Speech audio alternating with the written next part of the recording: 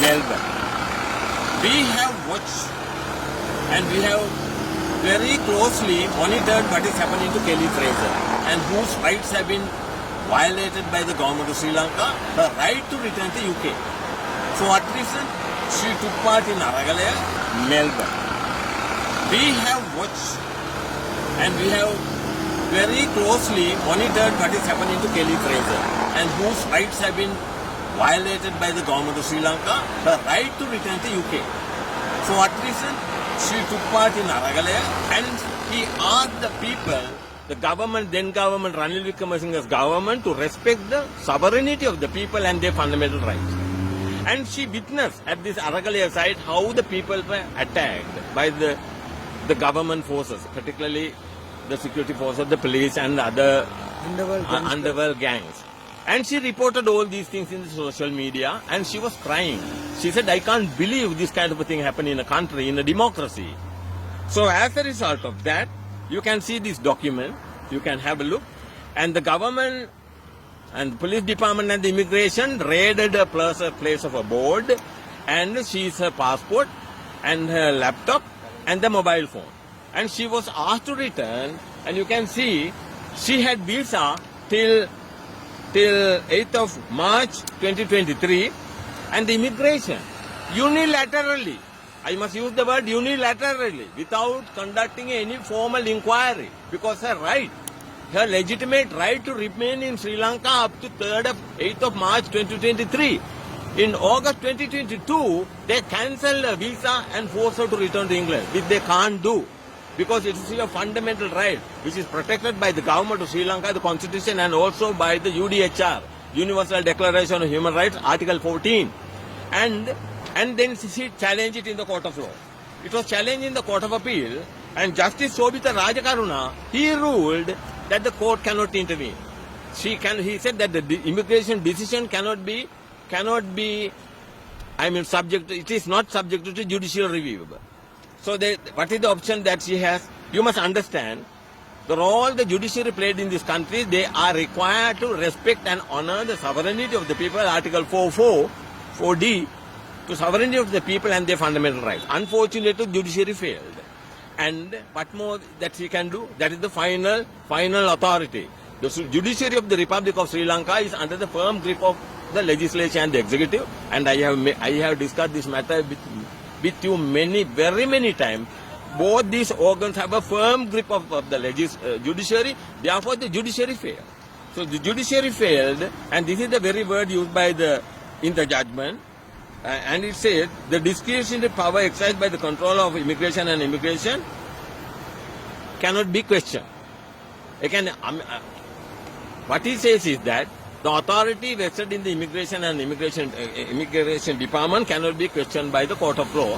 For any citizen in the court of law, which is completely, that decision is completely flawed, wrong.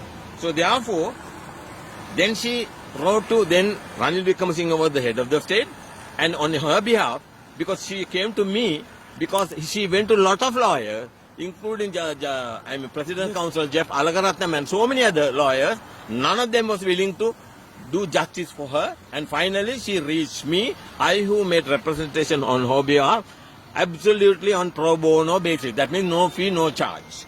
And then nothing happened, and then she approached, on her behalf, I approached the Minister of Justice, who that time vijitha Rajapaksa. He talked to Ranil Wickremesinghe, but Ranil Wickremesinghe is a kind of a man without a heart plus character. He refused to revoke the deportation order and made her free. Then on April 27, 2022, the British High Commission, a lot of people ask why the British government is not intervened, why don't you go to the British High Commission? And the British High Commission was approached, but the British High Commission also wanted us to surrender her to the Valisara camp, that is the detention camp, immigration, and they said that she will stay there for some time, and after that she will make sure that she will be really return her passport and she will be deported, not honorarily and not to return to UK as a British citizen, but as a deportee. She refused. She said no. I am an independent British citizen. My liberty cannot be curtailed by any authority. She refused. She point blank, she refused and she said, I will not. And then the matter was taken up, reported to the United Nations Human Rights Council on 11th of August 2022. You know what is happening in Gaza. You know what is happening in Lebanon. You know what is happening in Palestine. UN is another puppet body. So nothing happened. And finally it reached Anura Kumara Disanayaka, the executive president. And he was requested on 3rd of October to intervene and to do justice for her. Unfortunately, it appears to me that Anura Kumara is under the grip of Ranil Wickremesinghe, because you know, the Ranil Wickremesinghe spent 900 million for the presidential election, managed to... I beg you, Ranil has gone home. Yeah, okay. And she cried.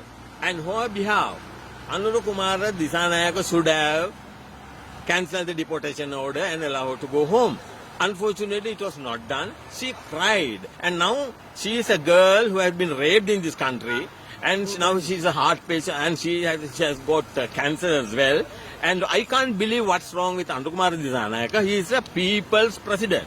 And although we know Ranil Wickremesinghe is behind everything, we know Ranil Wickremesinghe managed to obtain 17% of votes, and that made Anura Kumara Disanayaka to become the president. But unfortunately, nothing happened.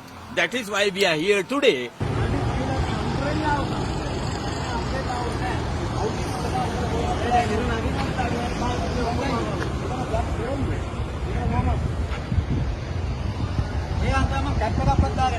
Iran, mage phone එක දෙන්න. Iran.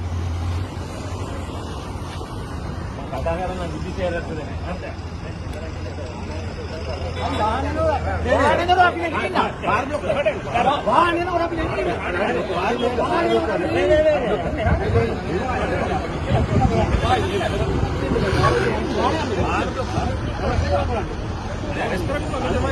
අනවශ්‍ය ප්‍රශ්න හරි මෙතන වාහනේ නැහැ නේ. මෙතන වාහනේ නැහැ.